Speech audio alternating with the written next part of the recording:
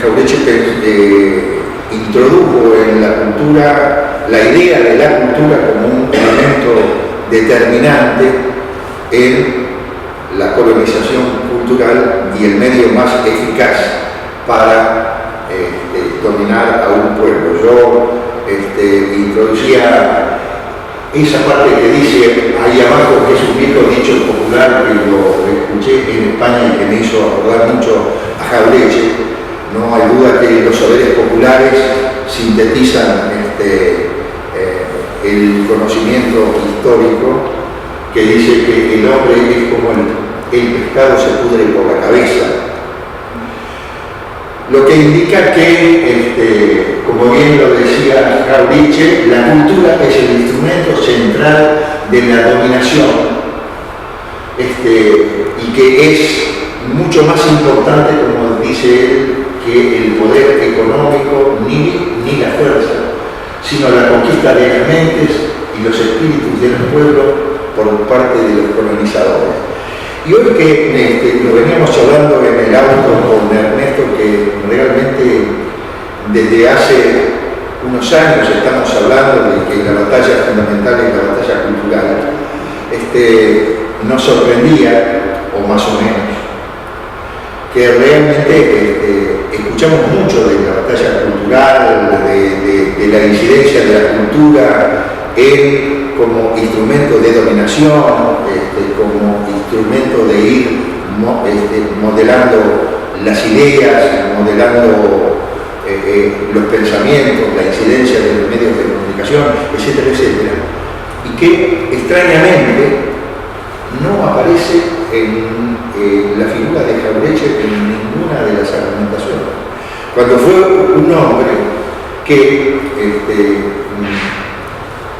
él, con la honestidad intelectual que lo caracteriza, dice que junto con Scalabrini y Ortiz son los que descubren la importancia del elemento cultural como elemento central para dominar a un pueblo, que la cultura es lo primero que desarrolla el imperio o los factores de poder para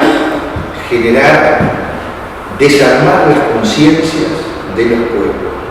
Y lógicamente para esto,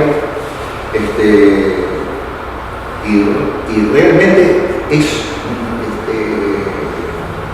desmalezando los pensadores nacionales, realmente fue que alumbró una parte importantísima de lo que es la política que generan los imperios para la dominación, justamente esta parte, ¿no? La parte de la cultura.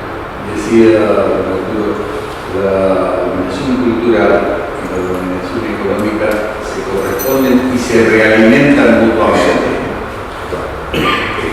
Se realimentan mutuamente. Claro, porque justamente es el arma que utilizan los imperios para desarmar y quitar conciencia sobre la propia valoración de los pueblos. Y el paradigma fundamental es civilización y barbarie, donde de algún modo él centraliza en el análisis que hace Sarmiento sobre civilización y barbarie, justamente cómo el imponer una idea de civilización, como deja en claro que hay una parte positiva y una parte negativa. La parte positiva es aquella que imponen los imperios, lógicamente que a través de distintos medios. El primero son justamente, él habla de tres instrumentos fundamentales. Uno, la malversación de la historia. en segunda instancia, esa malversación de la historia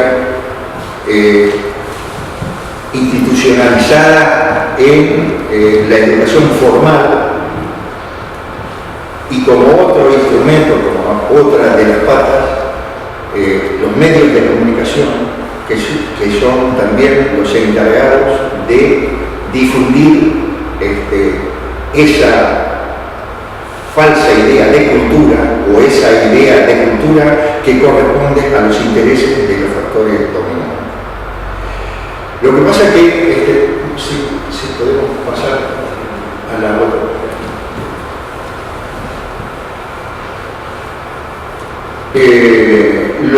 Lo dice claramente cuando dice que los factores dominantes generan una superestructura cultural. Esa superestructura cultural es la que acabo de decir anteriormente. Esa es la que nos va formando.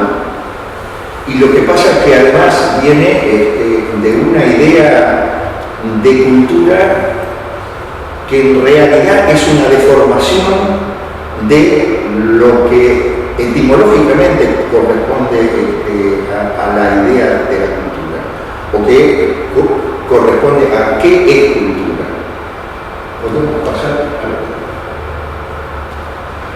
Bueno, sí, yo también traía esta frase de Malcolm X, que de algún modo también hoy tampoco es citada, pero en esto donde la incidencia de los medios de comunicación son formadores de pensamientos. Si no estás prevenido ante los medios de comunicación que harán amar al opresor y a odiar al oprimido. Como dice Galasso, muchos de los pensadores nacionales son los pensadores malditos, pero lo extraño que este discurso de la cultura está asumido no justamente por los que difunden el pensamiento nacional, sino que se analiza el problema de la cultura desde otras vertientes. No se nombra a Jauretche, cuando en realidad Scalabrini y Ortiz, junto a Jauretche, fueron los que empezaron a desentrañar cuál es el meollo central de la dominación, donde con estas tres patas, ¿no? Una historia que malversada, ¿no? Donde nuestros héroes están cristalizados, donde nuestros héroes que tenían una idea de la patria grande, distinta, realmente no aparecen. Yo creo que una anécdota siempre que el aprendizaje de historia más importante lo hice, bueno, cuando me recibí hice el clásico viaje a dedo por Latinoamérica, año 67. Teóricamente yo vengo de una familia peronista,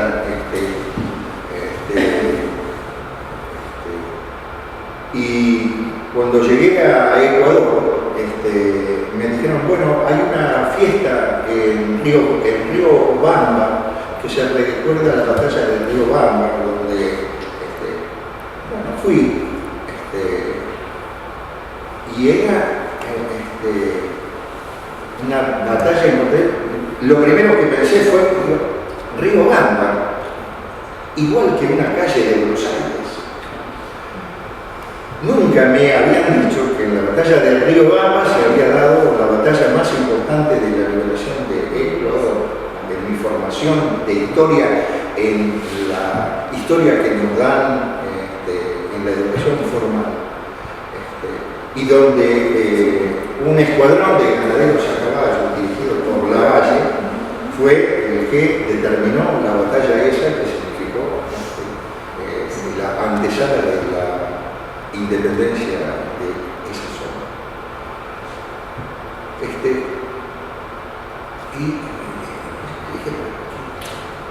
¿Qué está haciendo Lavalle acá? ¿Qué está haciendo Lavalle acá? No, Y además yo que había ido a dedo, dije,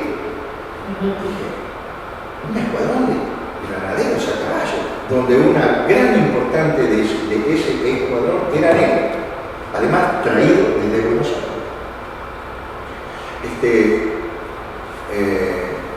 Nada, me rompió la cabeza. Dije, bueno, no, acá pasó algo. Hay una historia que a nosotros no nos contaron realmente. Es esa historia donde realmente Jauretche lo define bien como la patria grande o la patria chica, ¿no? La patria chica es esta, delimitada por una frontera política y no por la frontera histórica que es lo que nuestros héroes principales de la independencia a diferencia de Brasil, que realmente sí, en su independencia, por razones históricas y problemáticas totalmente distintas, pudo mantener su unidad geográfica, cosa que nuestra independencia no lo pudo lograr, porque realmente intereses de otro lado, fundamentalmente Inglaterra y otros factores más, los intereses regionales también primaron mucho, pero la balcanización de América y eso mismo no sucede, sucede en todos los otros países. Jauretche cuando nos habla de cultura, realmente nos habla de cultura a partir del verdadero significado de la palabra cultura. Porque de la palabra cultura hubo realmente una apropiación de ese término, donde parecería ser que justamente como elemento de dominación, la cultura corresponde solamente a un sector social, ¿no? O que puede ser aprendida por un sector social. Pero Jauretche, que lógicamente tenía una visión de la cultura totalmente distinta, sabía perfectamente bien que la raíz etimológica de la palabra cultura es las horas que se le dan a la tierra, a cultivo, a crianza, al conjunto de las manifestaciones en las que se expresa la vida tradicional del pueblo. O sea, ¿qué cultura? Es un emergente que viene de abajo hacia arriba. La cultura no se da, es un fenómeno social, primero y fundamentalmente. Es producción social. Nosotros, a ver, y por otra parte,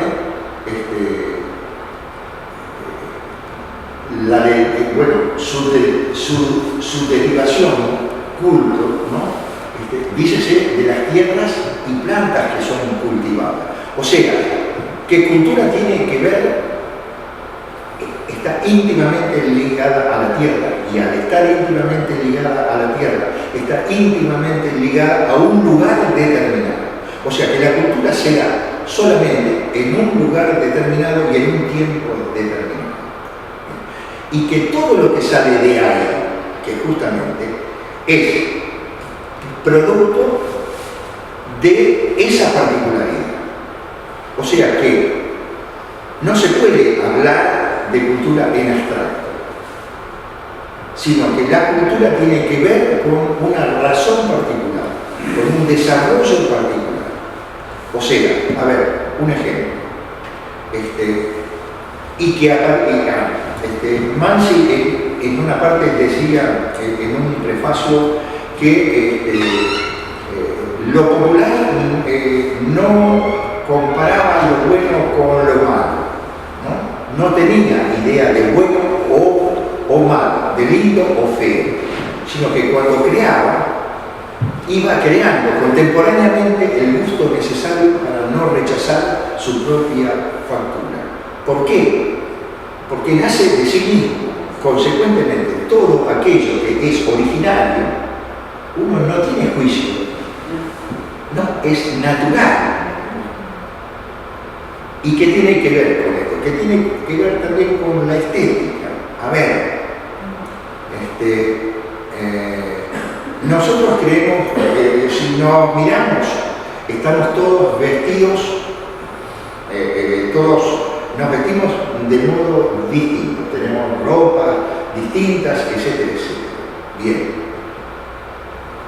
Pero hay una cosa que nos une, seguramente a ninguno de nosotros nos parece que estamos,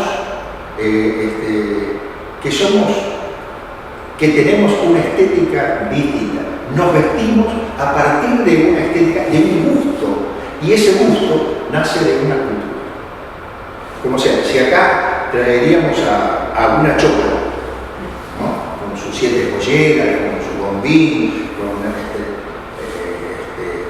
lógicamente que sería, partiría de una estética, de un gusto cultural distinto, que solamente lo podés juzgar a partir de ella, porque ella se generó su estética, su gusto, su idea de lo bueno y de lo malo, de lo que le parece bien o de lo que le parece mal, de lo bello o no bello, es particular. Consecuentemente, por eso, cuando Jauretche mete la mano en una crítica violenta a civilización o barbarie, toma estos conceptos que son justamente tomando la raíz etimológica de la palabra cultura, que tiene que ver con otro aspecto que se dio prácticamente contemporáneamente, que es la antropología cultural. La antropología cultural toma justamente que la cultura no se la puede analizar desde otra perspectiva cultural porque es inentendible. Porque cada pueblo se da su estética, su modo de expresarse, sus relaciones sociales, todo ese conjunto de normas a partir de sí mismo. Consecuentemente,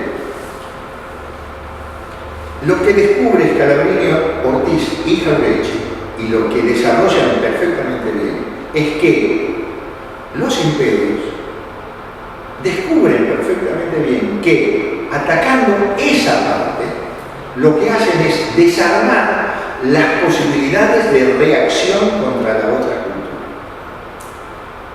Si yo te digo que vos estás mal vestido, que realmente tu música no es música y tu religión es un montón de supercherías, que tu arte no es arte, sino es artesanía, que en realidad la cultura, los valores que realmente son importantes son los míos, los que te traigo yo. Lógicamente te estoy diciendo, vos sos un tipo inferior. Y si yo te convenzo que vos sos un tipo inferior y que mi cultura es superior a la tuya, ahí ya te estoy echando la cabeza. Y si te hago la cabeza, te hago el cuerpo. Y si te digo que es mejor el mate que fabrico yo, en la última charla que di, llevé un mate de cerámica fabricado en Inglaterra. Made in Inglaterra. Lo conseguí de que sería dos. Si a ese mate que traigo, le digo, mira, esta cerámica, este mate, es mejor que la calabaza de mierda esta que usas vos. Acá es una cosa fina, delicada, ¿te das cuenta? Porque nosotros tenemos un desarrollo mucho más capaz que vos. Además, lo que hago, te sustituyo importaciones. Te traigo productos míos para decirte que realmente lo que usas vos no está bien. No es. Ponete las cosas que te traigo yo que son mucho mejor. O sea, todos estos aspectos que tienen que ver fundamentalmente con una, Te digo que tu historia no es tu historia. Te gané. Eso, como tengo el poder político, como te gané la guerra, te instituya en la educación formal esa historia. Y además, te meto todos los medios de comunicación, todos, ¿no? Incluso las academias, que tienen una idea de cultura como esta que estamos diciendo, o sea, que es civilización o barbarie. Civilización es todo aquello que viene de afuera. La barbarie era lo nuestro. Por eso sabemos perfectamente bien, todos leímos el Facundo y sabemos bien de dónde nace la antinomia esta, que lógicamente está dulcificada, pero el pensamiento profundo de Sarmiento es este, es el que escribe en sus cartas dirigidas a Mitre y a los otros, que dice sinceramente lo que piensa, no sobre él. Y realmente, para pensar en esto, yo los invito a que lo lean. Realmente es un hombre ganado culturalmente por el imperio. Solo que Nietzsche llamó cipayos. Se nos habla de gauchos. La lucha ha dado cuenta de ellos, de toda esa chusma de haraganes. No trate de economizar sangre de gauchos. Este es un abono que es preciso hacer útil al país. La sangre de esa chusma criolla, incivil, bárbara y ruda, es lo único que tienen de seres humanos. Tengo odio a la barbarie popular. La chusma y el pueblo gaucho nos es hostil. Mientras haya un chiripá, no habrá ciudadanos. ¿Son acaso las masas la única fuente de poder y legitimidad? El poncho, el chiripá y el rancho son de origen salvaje y forman una división entre la ciudad culta y el pueblo, haciendo que los cristianos se degraden. Usted tendrá la gloria de establecer en toda la República el poder de la clase culta, aniquilando el levantamiento de las masas. Claro, pasar la otra. Bueno, esta es una carta a Mitre, ¿no?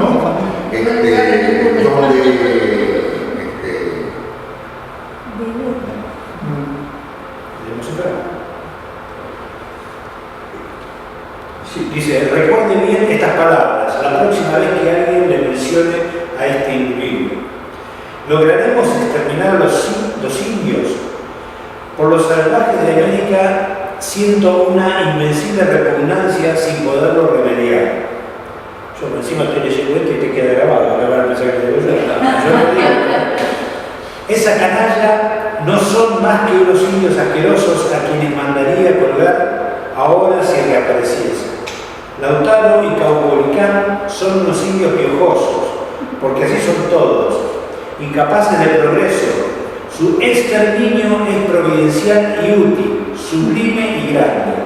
Se los debe exterminar sin ni siquiera perdonar al pequeño que tiene ya el odio instintivo al hombre civilizado. Domingo Faustino Sarmiento. Ahora, fíjense qué cosa interesante, ¿no? Hay el libro paradigmático donde don Arturo profundiza estos temas, es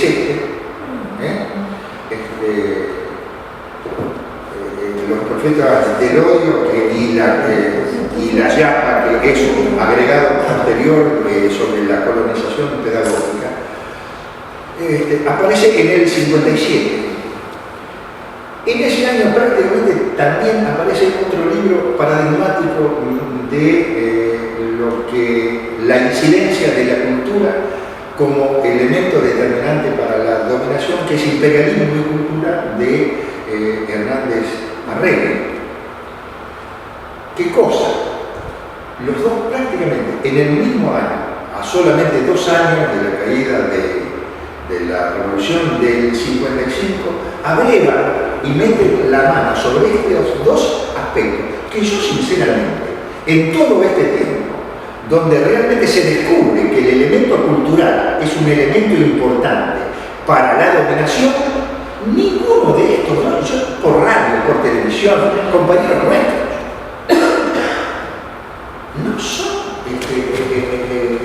no son tomados en consideración. O sea que todavía hoy, Jauretche, a pesar de los esfuerzos que se hicieron para instalar, para que sea tomado, ni hablar de Hernández Arregui, la importancia de la cultura como elemento de dominación o la necesidad de la batalla cultural que ha faltado, como ser en una de las distintas críticas que se le ha hecho al kirchnerismo, bueno, acá no se ha profundizado debidamente la batalla ideológica, la batalla cultural en última instancia. No se ha profundizado. Sí, se la ha intentado de dar en algunos aspectos. Estos dos escritores que son el sumo, ¿no?, de donde se empezó a describir, y nada menos justamente atacando quién fue el padre de la antinovia civilización o barbarie, no aparece. O sea que realmente, bueno, los seminarios de Jauretche es un poco para tratar de tener una noción admirativa de lo que fue el tipo que realmente, además, como ustedes habrán visto y habrán escuchado, no se puede cortar como un salame, digamos, el pensamiento de Jauretche, de decir, bueno, economía por un lado. Realmente estos dos pensadores, fundamentalmente don Arturo, todo tenía que ver con todo, porque cuando hablamos de dominación cultural, la dominación cultural, como bien lo definía él, es una herramienta para dominarnos.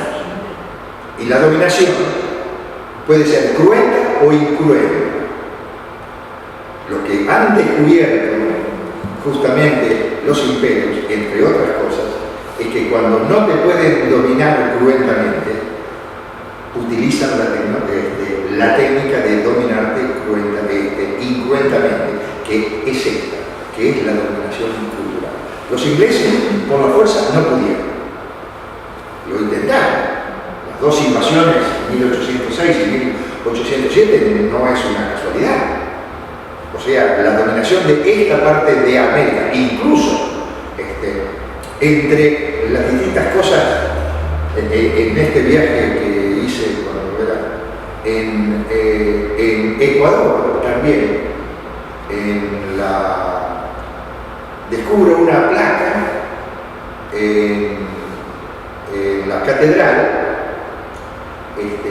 de agradecimiento al séptimo, el séptimo regimiento inglés, el que acá fue vencido, ¿no?, por su participación en una batalla. O sea que no hay duda que los ingleses trataron de participar, de quedarse con esta parte del dominio español, que era la disputa histórica que tenían en ese momento. Lo que decía recién está ilustrado perfectamente por lo que hoy, o ayer decía Prat Baker, que pedir disculpas a las empresas españolas por el problema que es decir, eso es civilización y barbarie, ¿no? O sea, nosotros bárbaros nos apropiamos de una empresa que le pertenecía a la vieja Europa. Eso transmitido sistemáticamente, porque, a ver, la parte esta que les comentaba es ¿qué es cultura? ¿Podés pasar? Mira, ponelo esto es interesante, ¿no? Mira, ellos saben Claro. O sea, también ellos sabían que Argentina, lo traje esto y traje otra cosa más. Un memo del departamento de la Embajada de Estados Unidos en el 44, acerca de Argentina, y donde recomendaba justamente por las potencialidades que tenía Argentina, su no tener conflictos raciales, unidad religiosa, buen clima, potencialidades económicas, materias primas, etcétera, etcétera, etcétera. Decía, y por haber desarrollado un pueblo a diferencia del resto de América, con una instrucción importante, el competidor natural de Estados Unidos. Consecuentemente, decía, tenemos que tener mucha atención sobre el desarrollo de Argentina y sobre este gobierno que está proponiendo la no intervención, etcétera, etcétera, no meterse en el conflicto mundial. Es una vieja política que tenía Argentina desde Irigoyen, incluso en la Primera Guerra. Mucho cuidado con Argentina, ¿no? Que puede ser el competidor natural de Estados Unidos en América. Y este tipo también lo veía. O sea, que a pesar de todo, las potencialidades y el ojo, porque, a ver, ¿por qué? Yo me preguntaba, ¿por qué el golpe de Brasil no destruyó la industria de los brasileños? Y acá, el golpe del 76, un punto importante fue destruir justamente todo el aparato productivo, todo el aparato industrial. No hay duda que hay sobre Argentina una mirada muy particular. Si pensamos que Brasil, en el 50, Brasil era al lado de Argentina era una potencia menor. El desarrollo que tuvo Brasil lo tuvo posterior, y la decadencia de Argentina fue fuertemente. Esas cosas, las casualidades, yo no creo en las casualidades históricas, sino que hay detrás de ello una política muy fuertemente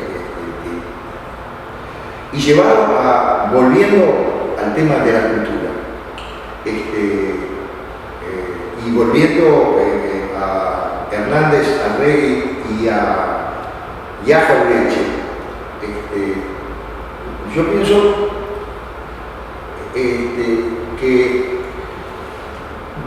al descubrir las tres patas estas que son los motores justamente para generar dominación, y para no solamente, bueno, dominación ¿en qué sentido? Dominación quiere decirte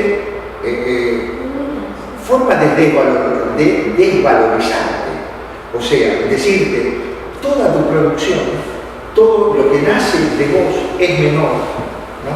Y todo lo que te traemos de afuera es bueno. Esta es lo que se debe ser, ¿no? Y todo lo que vos estás produciendo es de segunda categoría. Tu arte, tu música.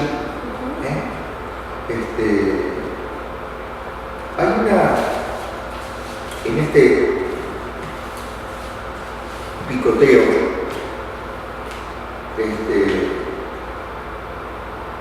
un hombre que influyó mucho sobre el pensamiento de Jauretche fue justamente Mansi, y justamente en los aspectos culturales. Hay un prefacio de Mansi que de algún modo sintetiza, es un prefacio a un libro de poesía de Cagliari, del el año 44, donde se veía, y si pensamos, lo que les voy a leer, estaba dando la batalla cultural, porque realmente en ese momento, año 44-45, se estaba decidiendo qué tipo de país iba a llegar y cuál era la propuesta política que había. Se llama Lo Popular, escúchenlo, es sintético y maravilloso. Dice, alguna vez alguien que sea dueño de fuerzas geniales tendrá que realizar el ensayo de la influencia de lo popular en el destino de nuestra América, para recién entonces tener nosotros la noción admirativa de lo que somos. Esta pobre América que tenía su cultura y que estaba realizando, claro, él tiene una idea de cultura, que es la original. Esta pobre América que tenía su cultura y que estaba realizando tal vez el dorado fracaso de su propia historia, y a la que de pronto iluminados almirantes, reyes ecuménicos, sabios cardenales, duros guerreros, empecinados catequistas, ordenaron: cambia de piel, viste esta ropa, ama a este Dios, danza esta música, vive esta historia. Nuestra pobre América que comenzó a recorrer una pista desconocida detrás de metas ajenas, cargando 15 siglos de desventaja. Nuestra pobre América que comenzó a tallar el cuerpo de Cristo cuando ya miles y miles de manos aquebradas por el arte y por la fe habían perfeccionado la tarea de experiencias luminosas. Nuestra pobre América que comenzó a rezar cuando ya eran prehistoria de los viejos testamentos, cuando los evangelistas habían escrito su mensaje, cuando Homero había enhebrado su largo rosario de versos y cuando el Dante había cumplido su divino viaje.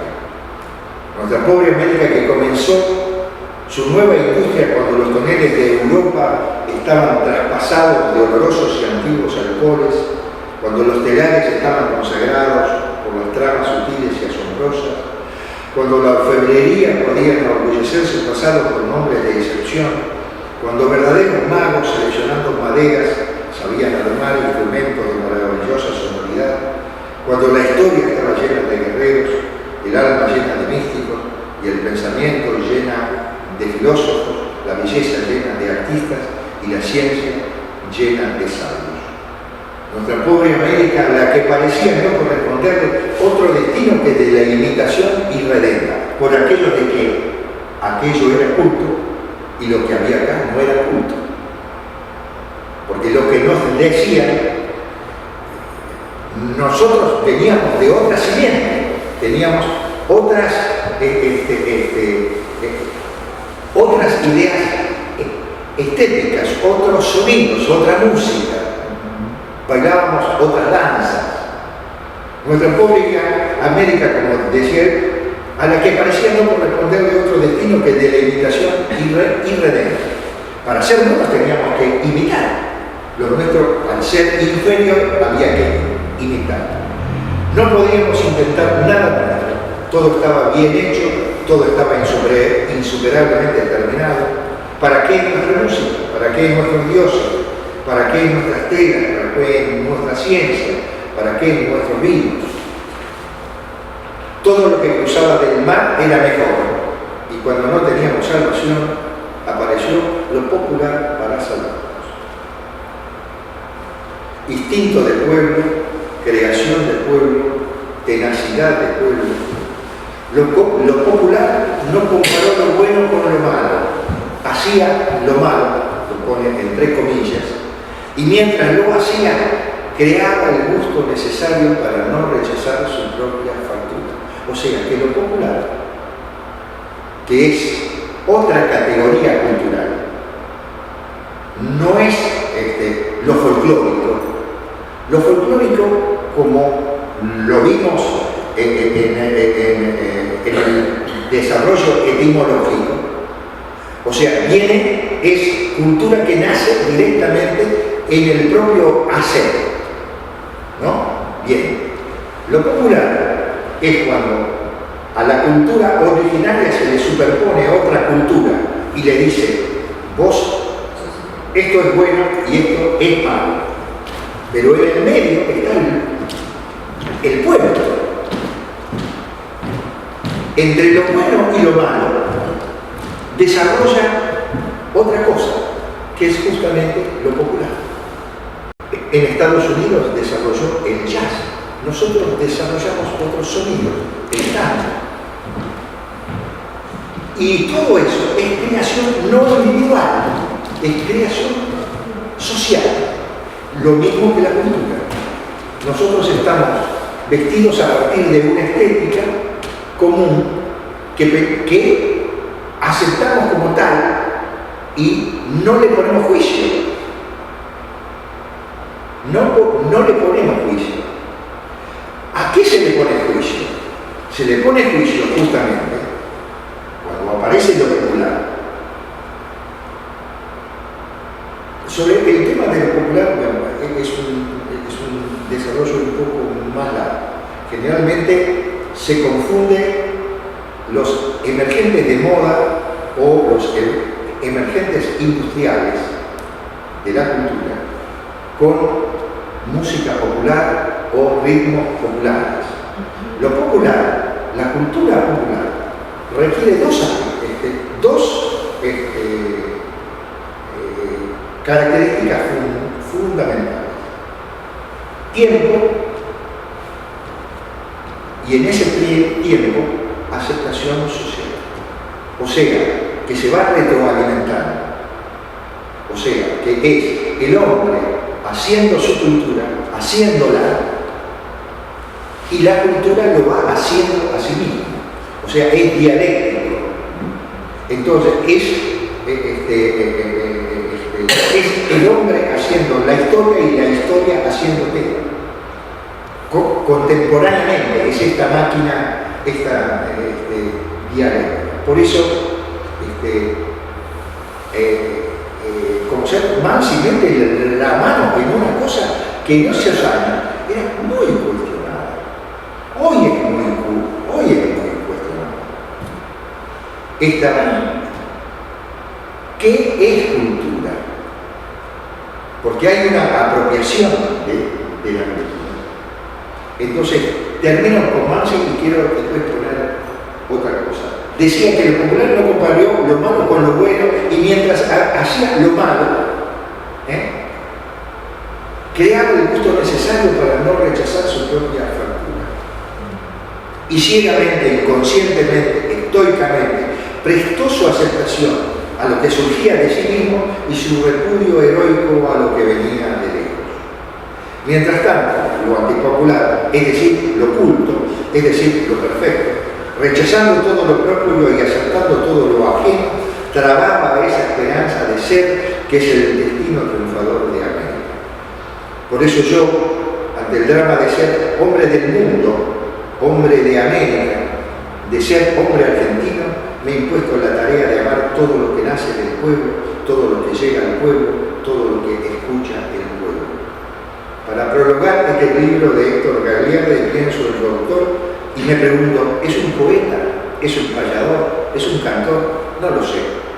Pero sé, eso sí, que él canta y que su pueblo lo escucha, mientras que poetas nacidos en esta tierra, que no son de esta tierra, viven alojando parvas versificadas con resonancias exóticas al abismo sin eco de la cultura vanidosa que para mayor desgracia tiene bajo la cruz del sur el estigma trágico de la esterilidad. Estaba analizando a un poeta en un momento particular. No hay duda que lo estaba haciendo con un cuchillo entre los dientes, porque en ese momento se estaba dando una batalla cultural también. Lo que Scalabrini Ortiz del 17 de octubre dijo, ¿cómo es esa frase tan bella? Es el subsuelo de la patria soberana. El subsuelo es lo de abajo, lógicamente. Se estaba discutiendo de eso. Esto es del 46, ya se había dado el 17 de octubre, ya el subsuelo había salido. Y no hay duda que en el 46, ya con el gobierno peronismo la cosa estaba bien Eso es dividida. del 46, antes de que Mansi fuera peronista. Sí, Mansi se hace peronista después del 46. sí. Él estaba cerca de la unión claro, él era un hombre del radicalismo. Se autodefinía como un radical revolucionario. Exacto, radical revolucionario, que era Jauretche también. Y todavía tenía algunas dudas, pero hay una anécdota que dice que estaban en el centro viendo pasar a la gente con el carabinero Ortiz y dice, yo no recuerdo dónde lo leí esto, pero me pareció, puede ser cuadra para que sea verdadero. Creo que nos equivocamos de vereda.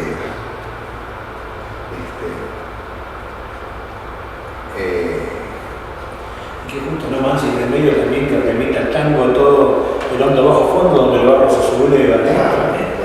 Ese suele pasar. A ver, quiero encontrar otras definiciones. Es otra frase de Churchill que la tenemos muy olvidada. Después del 55, cuando dijo la derrota del tirano Perón es para Inglaterra más importante que la victoria en la Segunda Guerra Mundial. Exacto. Es más importante que la victoria de Inglaterra en la Segunda Guerra Mundial. No somos cualquier cosa. No. Es importante, no es Argentina. Pero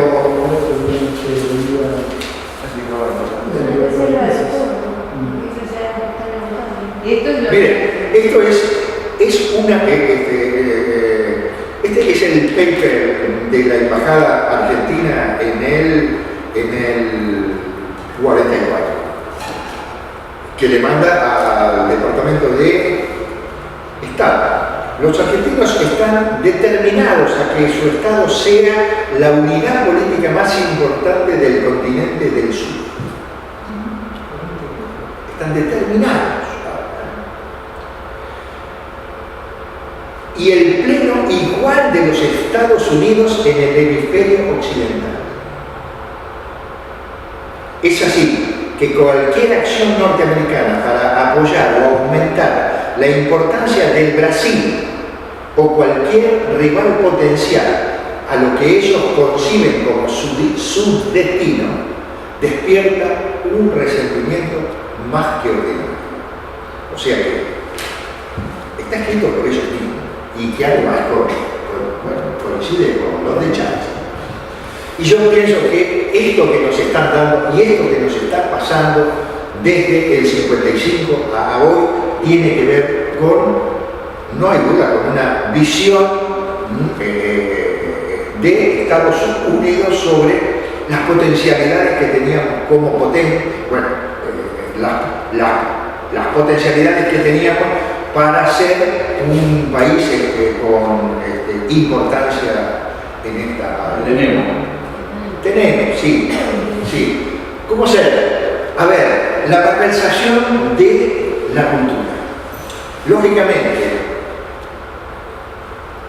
yo incluso les voy a dejar un pequeño trabajito que me encargó Ernesto hace un tiempo para los aportes para la ley federal que tenía que ver acerca de la cultura. Son 2 hojitas nada más, pero que tiene que ver con cómo la idea de cultura es tomada y apropiada con fines justamente de dominación, no solamente acá, sino en otros lados. En los diccionarios, a partir del siglo fines del siglo XIX, aparece una nueva definición de cultura, que no es justamente esta que teníamos, esta que vimos que tiene que ver con su raíz etimológica, sino que tiene que ver con una valorización de tipo política. que dice que cultura es el estudio, meditación y enseñanza con que se perfeccionan los talentos de los hombres. Que cultura es hermosura y elegancia en el lenguaje. Que cultura es finura en el trato de la gente, urbanidad o conjunto de conocimientos que permite a alguien desarrollar su propio juicio crítico. Cambió radicalmente. Cambió radicalmente. O sea, cultura es aquel que justamente adquiere bienes que son impuestos por una clase social determinada. Y que el que no sea esto y el que no tenga esto no es culto, ni es fino, ni es hermoso, ni es es la plena.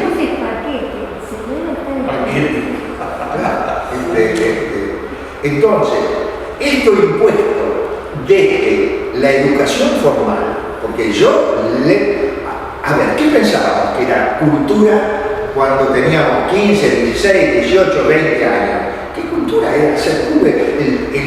Ir a la gente que va a ver exposiciones, que lee muchos libros, que pinta, que hace música, que puede gozar de la música clásica. Eso era la gente culta. ¿Y qué era lo otro? Lo otro no era culto. O sea, la cultura no sale del pueblo. ¿Te das cuenta? Pero ahora, cuando dice que hay muchos grasas.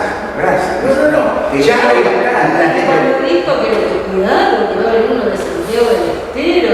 La clave de todo esto es no dejarte ser, digamos, ¿no? Porque hay una clase muy interesante que tiene, por ejemplo, la cultura guaraní con el ñan de Reco, ¿no es cierto? Ñan de Reco es nuestro modo de ser, nuestro modo de estar en el mundo. Y hay una definición muy interesante que de Ricardo Santillán Güemes, ¿no? que fue redondeando en función de otras definiciones también, que dice es el particular modo de una comunidad que encuentra, cuando habla de comunidad ya habla de tierra, que decía, bueno, la pertenencia de tierra, históricamente construido, es decir, ya habla del tiempo como un factor, y a partir de resolver las relaciones que mantiene con su misma comunidad, con otras comunidades y con lo trascendental y lo sagrado, con motivo de dar sentido a la totalidad de su existencia.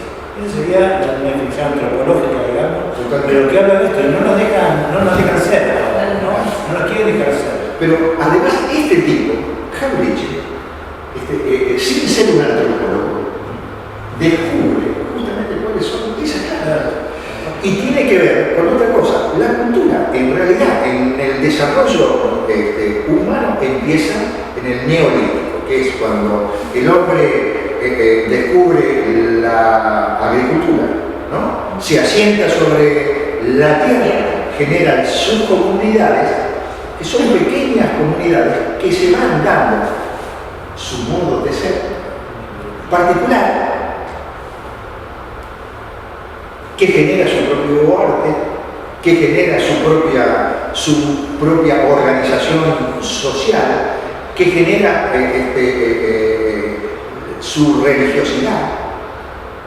Bueno, cuando el hombre se asienta sobre la tierra, que deja de ser recolector y cazador, que anda deambulando, es cuando empieza a interrelacionarse con otros hombres y que tiene que acordar un modo de convivencia. En ese acuerdo es que se generan las leyes, en esa convivencia se genera un idioma común, en esa convivencia se desarrolla un modo de producción, un modo económico, organización social, organización política, organización religiosa.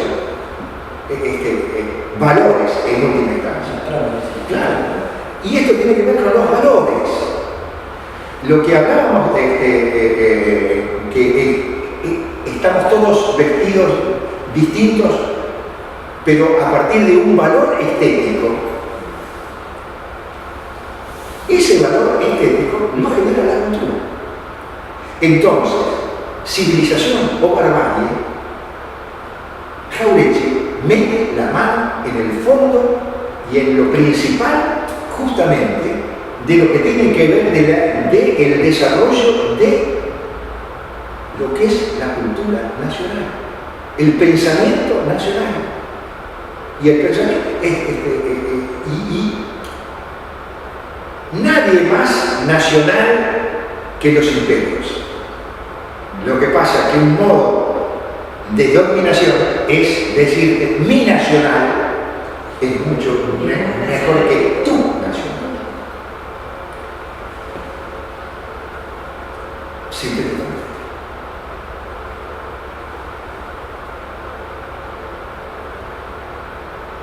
O sea que realmente la batalla cultural es capital. Lo que pasa es que como está imbricada en sectores que están amasados durante muchos años, que vienen, bueno, con la derrota. Sí, bueno, lo que pasa es que justamente todas estas tres patas son los formadores de conciencia, los deformadores de conciencia. Entonces, ¿cómo haces para suplantar la deformación cultural con una formación cultural realmente a partir de valorizar lo propio? Cuando Mansi decía la producción, el hombre naturalmente cuando se puso a crear no pensaba si estaba bien o estaba mal. Cuando lo iba haciendo, iba generando, por ser producción propia, estaba generando contemporáneamente, dialécticamente, el gusto para aceptarlo. Decir, justamente, pedir perdón, es realmente un alto grado, y además esto transmitido por todos los medios de comunicación. Como si no fuera argentino, ¿no? No, es decir, nosotros todo esto que hicimos lo hicimos mal. Tenemos que seguir los consejos del imperio. Esto es civilización o barbarie. La grasa, como está definido claramente. Por eso uno de los grandes aportes es que realmente la batalla cultural es la madre de todas las batallas. Si no lo damos por ahí, sinceramente, ¿cómo? Es muy difícil. Jauretche dice que, ¿cómo hacerlo? Que la contradicción principal no es ideológica, sino que está entre intereses nacionales e intereses antinacionales. Porque dentro de los intereses nacionales, de las fuerzas que han apoyado, que han impulsado los intereses nacionales, hay sectores de derecha, de centro y de izquierda. Y dentro de las fuerzas que han apoyado y han impulsado los intereses antinacionales, hay fuerzas de derecha, de centro y de izquierda. O sea, fíjate que no plantea que el problema es partidario ideológico, sino que es de intereses nacionales o antinacionales. Porque en momentos claves, como sea la Primera Guerra Mundial y la Segunda Guerra Mundial, donde realmente, fíjate vos, lo que hubiera significado para nuestro país entrar con armas y bagajes en la Primera Guerra o en la Segunda Guerra, que sí hizo Brasil. ¿Qué hubiera pasado? Y ahí, donde se da la contradicción muy fuerte, hubo partidos de izquierda, partidos de centro y partidos de derecha que jugaron en uno o en otro lado. No nos olvidemos, bueno, en la Segunda Guerra, claramente, había sectores de izquierda. Bueno, la Unión Democrática es la expresión política de lo que significaba justamente tener una política independiente de los factores internacionales. Tenía que ver con intereses. La contradicción no es ideológica, sino ideológica ¿por qué? A ver, lo que decía Jauretche es una ideología que en última instancia, en un país central, donde las contradicciones son otras, donde la contradicción en un país hegemónico, como suponte Francia, es burguesía proletariado, ahí sí va. Ahora, esa misma contradicción llevada a Argentina, donde las contradicciones eran otras y los enemigos eran otros, realmente no tenían validez. Por eso es que se equivocaron, por eso es que la izquierda no tuvo el desarrollo que tuvo en la Argentina, porque además hubo una fuerza, sí, que, a diferencia de otros países, que abrevó sobre el desarrollo por los intereses nacionales. Y en esa fuerza también abrevaron sectores de izquierda, confluyeron sectores de izquierda, de centro y de derecha. No nos olvidemos que, qué sé yo, el viejo Cámara era un conservador. Y bueno, y los sectores trotskistas, los sectores anarquistas que confluyeron en el movimiento nacional y popular. Ahí confluyeron estos sectores ideológicos y en el otro lado también, pero justamente donde los intereses eran distintos. Por eso es que no sé si contesta, yo te diría, a mí me alumbró mucho cuando los sectores del socialismo y el anarquismo conjuntamente con sectores radicales azules, que eran los sectores de derecha y los sectores conservadores, salieron a quemar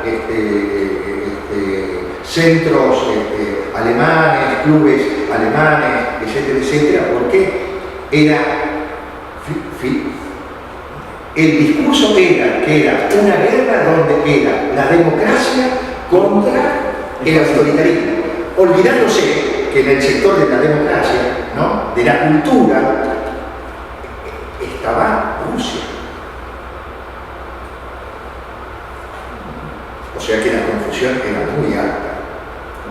Porque lógicamente la transposición de los intereses de Francia e Inglaterra como los dos países centrales en la Primera Guerra Mundial, ideológicamente toda la izquierda de esos países terminó siendo cómplice de la matanza y abrevando, jugándose ideológicamente a favor de esa guerra, porque era una guerra imperial, entre intereses de otro tipo que estaban lejísimos de los intereses de la clase obrera que supuestamente ellos defendían. Lo metieron en una carnicería espantosa a ese mismo pueblo y ellos apoyándolo también.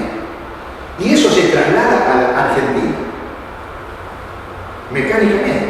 Y bueno, en la Segunda Guerra sabemos perfectamente bien qué pasó con el Partido Comunista, ¿no?, que proponía la neutralidad hasta que Rusia entra en guerra y ahí sí se es la democracia. Bueno, sintéticamente, ese.